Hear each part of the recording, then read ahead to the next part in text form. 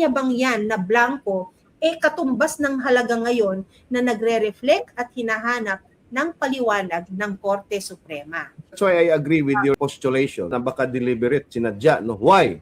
Because sa aking palagay, because kung titingnan mo yung oral arguments no, mula sa umpisa in these GAA petitions, no, talagang the Supreme Court laid down everything to laymanize para maintindihan ng ordinaryong mamamayan ano yung nangyari mula sa mga terminologies na technical terms na pilit ipinetranslate into a layman's language para maintindihan hanggang umabot na nga doon sa question, bakit nandito? Pero kailangan may ebidensya na sinong nag-order na ipasok ito, sinong nag-order na merong funds, kasi this pertains to unprogrammed appropriations.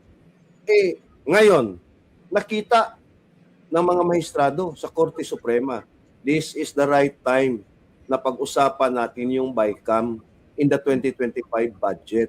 Because this is the same vein na pinag-uusapan natin na nahihirapan na ngang idepensa ng isang stir-fried Solgen na ilang beses nang nagisa sa Korte Suprema.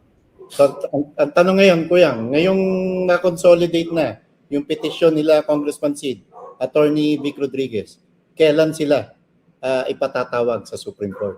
Probably magre-reply yung mga petitioners and they would probably do a consolidated reply. Pray for the Supreme Court to include them in the next oral arguments set on July 14.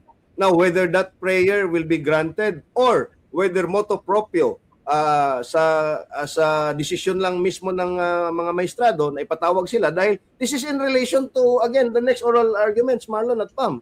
So, kung ginawa nila ito, means to say, walang ibang dahilan ito, kundi isama na sila July 14 na oral argument. While there's an impeachment going on, meron tayong oral args, GAA, BICAM sa Korte Suprema. SONA. Following week is SONA. Ano ang optics, ano ang lalamanin ng speech ni Marcos? Ito pa, Catch. Wala ng Blue Ribbon Committee hearing sa flood control scandal at hindi na ipatatawag yung 22 sundalo. Dahil mag-move on na daw, ha? Mag-move on na. Ano na mag-move on? Konting ulan ba? At ang i-substitute nila sa Blue Ribbon Committee hearing, Marlon, ano? Ano? July 1. Yung hearing ni Risa Ontiveros doon sa nangyari sa Tacloban school shootout.